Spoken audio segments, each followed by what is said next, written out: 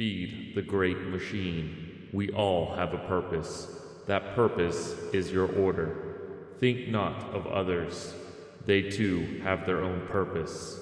Receive your commands and carry them out with respective diligence. We are one. We are more powerful as one. We bring order to the world. This time, on Know Your Monster, we look over the Modrones, beings of absolute law and order. Like I was saying, Modrones are beings of absolute law. They have a hive-like mentality and also inhabit the plane of Mechanus, where they carefully watch over the eternally revolving gears. Mechanus, for any of those that don't know, is one of the outer planes. It's the plane of absolute law and order, with their god Primus at the center. Primus crafted these Modrones to not only maintain law and order in the multiverse, but to increase it as well. So you can imagine with all your chaotic neutral characters that you're giving some Modrones some really bad days. How do they do this? Well, it's beyond our mortal minds. They just do. Like a masterful clockworker, making an incredibly complex and accurate clock. They just do. Going to visit the Modrones might not be a wise choice unless your character is truly lawful neutral. You can't convince one to not obey their parameters. You can't bargain with it or bribe it. They carry their orders with 100% efficiency, with no regard to self. There are 5 types of Modrones. First up is the Monodrone. This one can only perform one single task at a time and can relay a message only up to 48 words long. Duodrones can perform up to 2 tasks and they watch over the simple monodrones. Tridrones are basically inverted pyramids and they lead their lessers into battle. Quadrones are officers and artillery on the field of battle.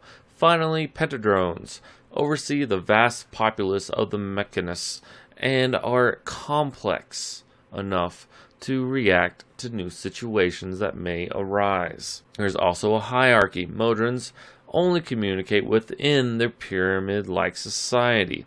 The upper ranks only talk to the same level and one level below, never above and never more than one level below. This is because a simple Modrone, let's say a monodrone, couldn't even grasp what a quadrone or a pentadrone had to say. It's just too complex. Likewise, a pentadrone couldn't even understand what a Modrone had to say because it is far, far too simple for it. However, if a duodrone dies, it disintegrates. Then a monodrone will erupt into a beam of light and take on the appearance of a duodrone, effectively getting a promotion. A new monodrone will then be crafted by Primus and put into order, creating an assembly line effect out of this place called the Great Modrone Cathedral. With any true numbers, there's usually some weird day or year, like leap year. However, in this place of absolute law and order, it tends to happen every 289 years, when the gears of the Mechanus complete 17 cycles. Primus sends all of his Modrones on a great march across the almost infinite length of the outer planes. He calls it a reconnaissance mission.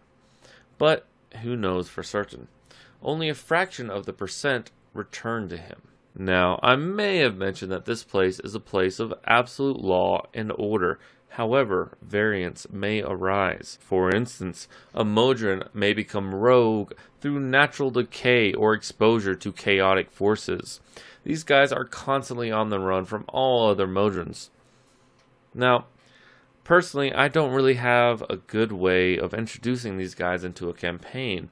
However, I would love to hear your thoughts on how you might incorporate them, so please comment below. Now, maybe the players stumble upon a secret nest of rogue Modrones with crazy mechanical cities that weren't thought possible, or maybe the players are summoned to Mechanus for something and stumble upon the Great March. I'm eager to hear from you. Also, this wraps up my video. So, I'm also sorry for taking so long for this video series to continue. These Modrones were a challenge to tackle. Let's hope something more natural comes up in the future. Please like, subscribe, and comment. And thanks for watching, everyone. Take care.